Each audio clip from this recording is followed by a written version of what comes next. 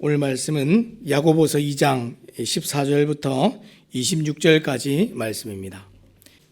내 형제들아, 만일 사람이 믿음이 있노라 하고 행함이 없으면 무슨 유익이 있으리요? 그 믿음이 능히 자기를 구원하겠느냐? 만일 형제나 자매가 헐벗고 일용할 양식이 없는데 너희 중에 누구든지 그에게 이르되 평안히 가라, 덥게 하라, 배부르게 하라 하며 그 몸에 쓸 것을 주지 아니하면 무슨 유익이 있으리요? 이와 같이 행함이 없는 믿음은 그 자체가 죽은 것이라. 어떤 사람은 말하기를 너는 믿음이 있고 나는 행함이 있으니 행함이 없는 내 믿음을 내게 보이라.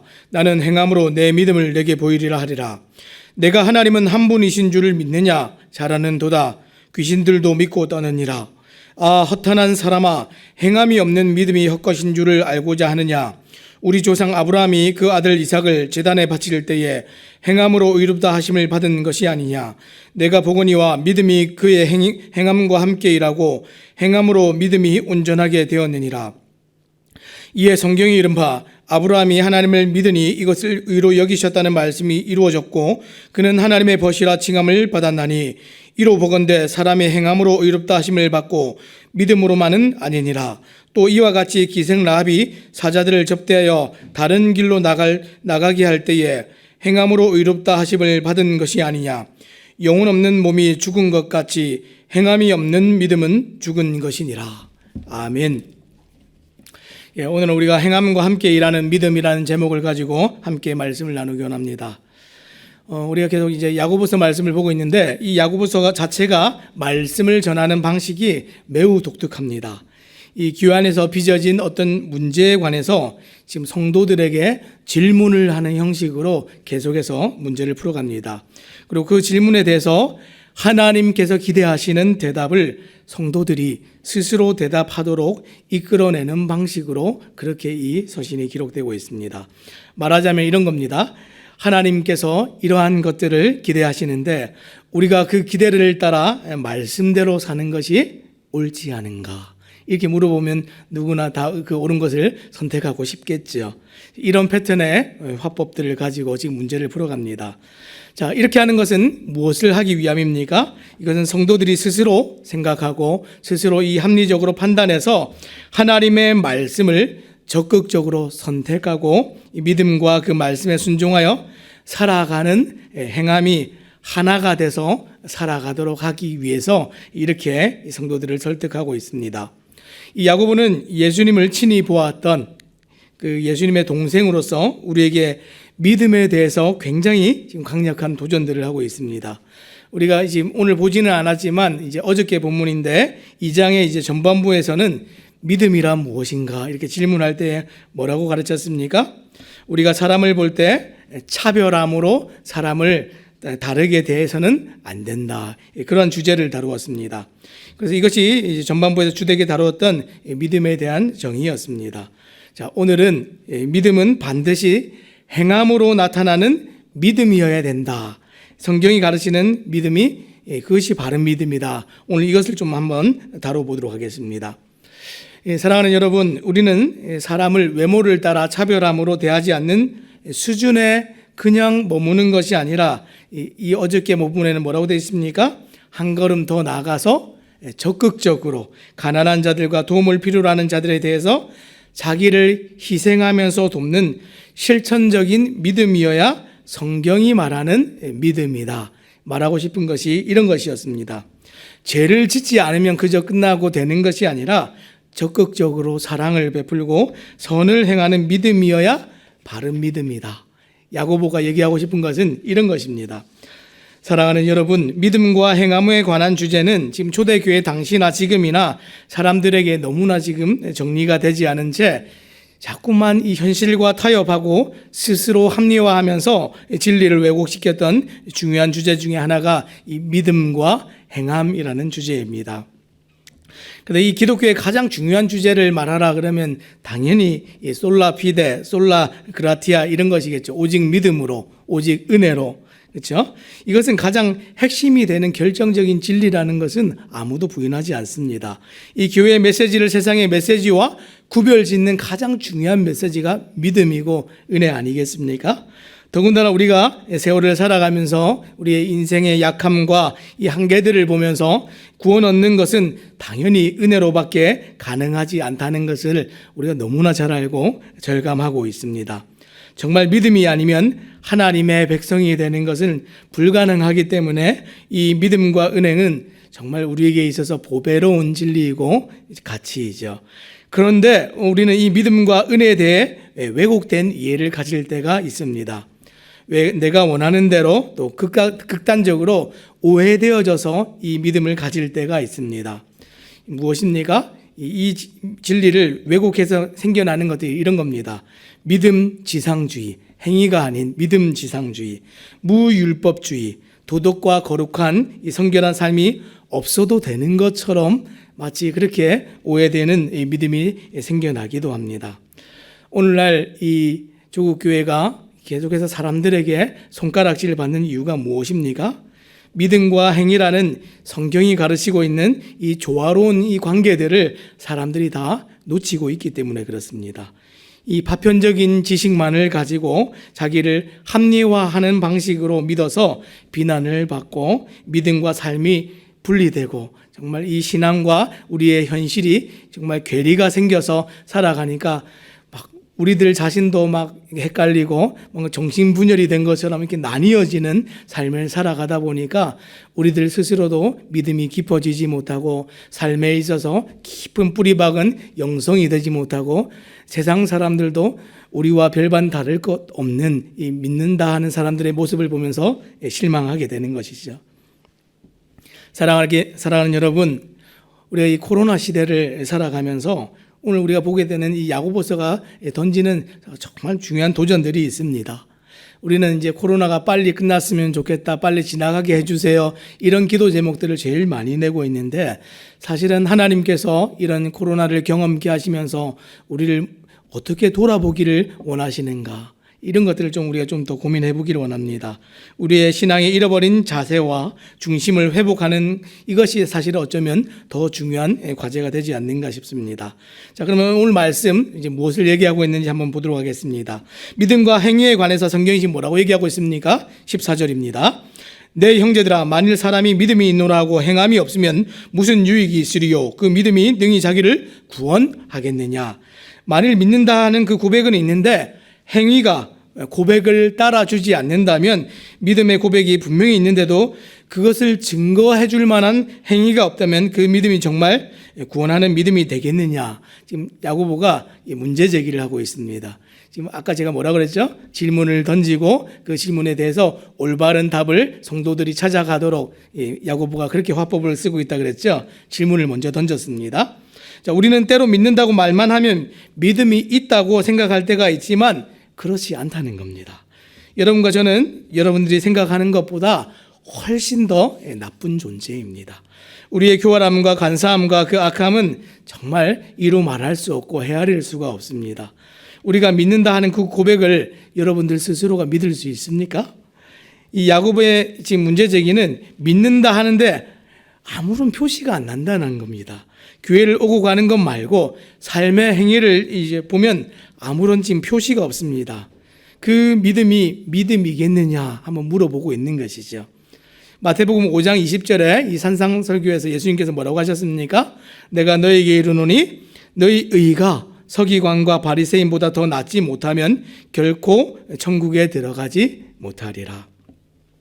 여러분의 의가 어렵다고 스스로 지금 막 여기고 있지만 남을 제대로 섬길 줄도 사랑할 줄도 모르고 자기 한 사람밖에 높일 줄 모르는 이 바리새인 수준의 그 믿음, 그러면 그 바리새인의 수준의 믿음을 능가하지 못하면 여러분은 천국과 아무런 관계가 없다, 분명 이렇게 경고를 하고 있습니다. 자, 마태복음 7장 21절 산상설교에서 또 뭐라고 했습니까? 나더러 주여 주여 하는 자마다 다 천국에 들어갈 것이 아니요 다만 하늘에 계신 내 아버지의 뜻대로 행하는 자라야 들어가리라. 지금 한결같이 또 얘기하는 게 뭡니까? 이 야고보서랑 비슷하게 얘기하는 것이 너희에게 행함이 없으면, 그렇죠? 말씀을 순종함이 없으면 주여 주여 하는 신앙 고백이 아무리 그럴듯해 보여도 너희가 주의 이름으로 귀신을 내어쫓고 권능을 행했어도 너희는 도무지 알지 못하는 자이고 천국과 관계가 없다. 주님 분명히 이렇게 말씀하셨습니다. 이렇게 말씀을 하시는데도 많은 사람들이 정리되지 않은 채 이 두려움만을 가지고 분별력을 가지고 무슨 말씀을 하고 계신지 건강하게 좀 자기를 돌아보는 시간들이 필요한데 그렇게 하지를 못하죠. 아무리 이렇게 말해도 막연한 두려움 가운데 다시 익숙한 자리로 돌아갑니다. 어떻게 합니까? 믿음으로, 은혜로, 값 없이, 자격 없이, 공로 없이 구원받는다는 쪽으로 자꾸만 달려갑니다. 오해 없이 들으시기 바랍니다. 지금 극단적인 한 예를 지금 제가 들고 있는 겁니다. 이 야고보가 사람들의 지금 그렇게 막 달려가고 안전한 말씀, 내가 정말 듣고 싶은 그 말씀 안에 머물기 원하는 사람들을 발목을 잡고 지금 예화를 들면서 설명합니다. 15절과 16절입니다. 만일 형제나 자매가 헐벗고 일용할 양식이 없는데 너희 중에 누구든지 그에게 이르되 평안히 가라, 덥게 하라, 배부르게 하라 하며 그 몸에 쓸 것을 주지 아니하면 무슨 유익이 있으리요. 바로 옆에 지금 형제들이 있고 자매가 있는데 추운 날씨 속에서 막 얇은 옷을 입고 옷이 없어서 막 추워 떨고 있습니다. 먹을 것을 먹지 못해서 배고파하는 이 형제와 자매를 봅니다. 우리 옆에 그 형제와 자매의 모든 필요들을 우리가 알고 보고 있으면서 못 먹은 것도 알고 추운 날 입지 못하는 것도 알고 있으면서 말만 한다는 것이죠. 어떻게 합니까? 내가 너에게 평안을 구한다. 여호와의 평안을 구한다. 그러면서 내가 기도할게. 그런 일이 있었어. 그러면서 샬롬 그러고 이제 가는 것이죠. 이 헤어지면서 옷 잘 입고 다녀. 앞으로는 밥을 잘 먹고 다녀. 이렇게 얘기하고 그냥 끝난다는 겁니다. 아무것도 안 주고 말은 했는데 이것이 지금 무슨 유익이 있는지 너희가 돌아보고 생각해 보아라. 야고보가 이렇게 얘기했습니다. 지금 이것은 그 사람에게나 너희들 자신에게나 아무런 유익이 되지 못한다. 이렇게 얘기합니다. 자기 스스로의 만족을 얻는 데는 아마 도움이 될지 모르겠지만 나는 그래도 말은 했다. 그래도 나는 마음 아프게 이렇게 좀 느꼈다. 스스로 위로를 할 수 있을지 모르겠지만 하나님께 아무것도 아니고 그 사람에게는 어떻게 됩니까? 말만 하고 지나가면 사람이 더 비참해집니다. 그렇죠? 그 비참과 고통을 가중시키는 결과만 초래하게 됩니다. 무슨 유익이 있겠는가? 이렇게 끝났습니다. 너희 믿음이 이런 수준이라면 무슨 유익이 있겠는가? 그러면 다시 뭐라고 또 얘기합니까? 17절에 이와 같이 행함이 없는 믿음은 그 자체가 죽은 것이라. 말을 아무리 잘해도 아무리 마음으로 알고 느껴도 죽은 믿음은 아무 일도 아니라는 겁니다. 아무 일도 안 일어난다는 겁니다. 우리가 믿음을 가지고 그리스도인으로서 교회로서 성도로서 세상을 살아가면 반드시 하나님께서 기대하는 어떤 일이 일어나야 되는데 우리 삶에 아무런 일도 아무런 변화도 일어나지 않는다면 좀 이상해야 되는 거 아닌가 돌아보라는 겁니다. 나에게도 아무런 변화와 자람과 열매가 없다면 공동체 안에 그 어떤 지체에게도 아무런 영향을 끼치지 않고 아무 일도 안 일어난다면 말만 하고 자기가 마치 그런 수준에 있는 것처럼 생각한다면 이게 뭡니까? 이게 외식입니다. 외식. 예수님 당시에 수많은 이제 종교 지도자들에게 예수님께서 꼬집으신 것이 외식의 문제였는데 그 당시에 많은 사람들이 이 은혜를 입고 예수님께 돌아오는 일들이 있었는데 끝까지 돌아오지 못한 사람들이 어떤 사람들입니까? 종교 지도자들, 바리새인들, 서기관들. 이 외식의 무서움은 무엇입니까? 자기도 속아 넘어간다는 게 진짜 무서운 겁니다. 외식은 우리가 생각할 때는 단순히 남을 의식하면서 어떤 말과 행위를 하는 것, 이 정도 수준에서 생각하는데 외식의 진짜 무서움은 자기도 자기에게 속아 넘어간다는 겁니다. 사랑하는 여러분, 교회를 다니는 것은 너무나 중요한 일이지만 그것이 구원의 표시이고 상징이라고 다 여겨서는 안 됩니다. 믿는가 하는 것이 정말 중요한데 우리의 믿음이 무엇으로 지금 입증되고 있습니까? 고백은 있는데 믿음을 입증할 수 있을 만한 어떤 행위가 없다면 무슨 유익이 있는가? 오늘 성경이 그렇게 묻고 있습니다. 그 믿음이 너희를 구원으로 데려가고 있는가? 그 믿음이 아무 일도 일어나지 않는 믿음인지 지금 돌아보고 점검하라. 이렇게 얘기했습니다. 사랑하는 여러분, 우리가 생명이 있는 동안에 여러분들의 믿음을 돌아보고 점검해야 됩니다. 우리가 이 인생이 다 끝나고 시간이 지나버리면 기회가 없지요. 우리가 믿는 것도 이 구원을 얻을 때도 그렇게 하지만 이 구원을 얻고 나서 우리의 믿음을 점검하고 건강하게 하는 것도 생명 있는 동안에 하는 것입니다. 자, 이렇게 도전하니까 듣는 사람들이 어떻게 합니까? 너무 불편하죠. 불편해서 이렇게 반론을 제기합니다. 18절에 이렇게 얘기했습니다. 어떤 사람은 말하기를 너는 믿음이 있고 나는 행함이 있으니 행함이 없는 내 믿음을 내게 보이라. 나는 행함으로 내 믿음을 내게 보이리라 하리라. 지금 이게 두 가지로 지금 잘라서 좀 봐야 되는데 이 반론을 하는 사람들이 먼저 이렇게 얘기했습니다. 어떤 사람은 말하기를 너는 믿음이 있고 나는 행함이 있다. 이렇게 반론을 하죠. 그 반론에 대해서 또 야고보가 또 반론을 합니다. 행함이 없는 내 믿음을 내게 보이라. 나는 행함으로 내 믿음을 내게 보이리라 하리라. 말하자면 믿음이 있고 행위가 있다는 겁니다. 어떤 사람들이 얘기하는데 믿음이 있고 행위가 있습니다. 어떤 사람은 믿음을 강조할 수 있고 어떤 사람은 행위를 강조하고 이렇게 실천적인 삶을 살아가는 거 아니냐 이렇게 얘기할 때에 지금 오늘 야고보가 뭐라고 합니까? 그래? 그게 두 가지가 따로 돼서 이렇게 강조하는 거야? 그러면 너는 그 행함이 없는 너의 믿음을 나에게 한번 보여봐라. 나는 이 행함으로 나의 믿음을 두 가지를 다 보여보겠다. 이렇게 얘기하는 것이죠. 믿음은 여러분 안에 있는 것인데 눈에 보입니까? 안 보입니까? 눈에 보이지 않는 것이죠. 이 안에 있는 믿음이 어떻게 밖으로 드러날 수 있습니까? 우리가 하나님의 자녀되고 백성된 것은 믿음밖에 없는데 믿음을 어떻게 확인할 수가 있습니까? 지금 그 믿음을 확인하는 일에 관해서 18절이 그 이야기를 하고 있습니다. 여러분의 행실이 믿음의 지금 증거가 된다 이렇게 얘기하는데 인생에 하나님의 법이 생기고 하나님이 왕과 주관자가 되는 기점이 생겨서 그 하나님의 눈앞에서 그 말씀 앞에 자기를 세워서 살아가는 일이 있으면 반드시 행실이 있다는 겁니다. 하나님이 눈앞에 있고 말씀이 내 앞에 있는데 내가 내 뜻대로 내 마음대로 살아가는 일을 감히 선택하지 않고 살아간다는 겁니다. 이전에 죄의 종으로 살아갈 때는 그렇게 했는데 지금은 이제 그렇게 살지 않게 된다는 겁니다. 예수님께서 뭐라고 말하셨습니까? 열매로서 그 나무를 안다 이렇게 말씀하셨습니다. 아무리 내가 포도나무다 이렇게 얘기해도 배를 맺으면 그것은 포도나무가 아니지 않습니까? 여러분이 아무리 믿는다고 말해도 믿는 자로서 합당한 행실의 열매가 안 나오면 가짜입니다. 성경적인 믿음이 아니다 이렇게 얘기합니다. 정말 이것은 이제 심각하게 들어야 되는 메시지입니다. 자, 그래도 듣지 않으니까 야고보가 다시 뭐라고 합니까? 19절 말씀에 내가 하나님은 한 분이신 줄을 믿느냐? 잘하는도다. 귀신들도 믿고 떠느니라.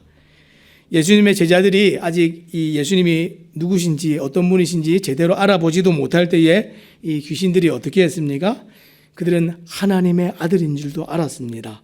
하나님의 아들, 당신은 하나님의 아들입니다. 이렇게 얘기했죠. 그리고 뭐라고 합니까? 무저갱에 던져질 것도 알고 있었습니다. 우리를 지금 그곳에 보내지 마십시오. 이렇게 얘기합니다. 영원한 형벌이 있는 것도 알았습니다. 그리고 자기가 그 자리에 갈 것도 이미 알고 있었습니다. 그런데 차이가 무엇입니까? 그런데 핵심은 주님을 자기의 주인으로 모시지 않는다는 겁니다. 그 행위와 행실은 다 하나님을 대적하는 존재로 살아가는 것, 그게 귀신이죠. 다 알고 있는데 믿거나 자기를 바꾸는 존재들이 아닌 것, 그게 귀신이었습니다. 성경은 하나님이 계신 것, 그 존재를 아는 것만 가지고 그것을 믿음이다 이렇게 얘기한 적이 한 번도 없습니다. 그 말씀대로 되어질 줄 알고 그 말씀대로 삶을 결정하고 선택하고 그 말씀을 동의하고 문자적으로 살아내는 것, 그것을 믿음이다 이렇게 얘기했습니다. 그러면 지금 이제 좀 정리를 해보겠습니다. 믿음과 행위가 지금 어떤 관계입니까? 가장 이제 핵심적인 키가 되는 말씀을 함께 읽어볼 텐데 22절입니다. 제가 읽어보겠습니다. 내가 보거니와 믿음이 그의 행함과 함께 일하고 행함으로 믿음이 온전하게 되느니라. 이게 균형이죠. 그죠? 믿음으로 불충분하니까 행위가 더해져야 된다. 지금 그 얘기를 하고 있는 것이 아닙니다. 믿음의 행위가 함께할 때 성경이 말하는 구원의 핵심이 되는 것, 믿음이 반드시 삶의 현실을 바꾸어 놓았다는 것, 이것을 지금 말하고 싶은 것이죠. 그 예로 들고 있는 것이 지금 아브라함과 기생 라합의 예를 들고 있습니다.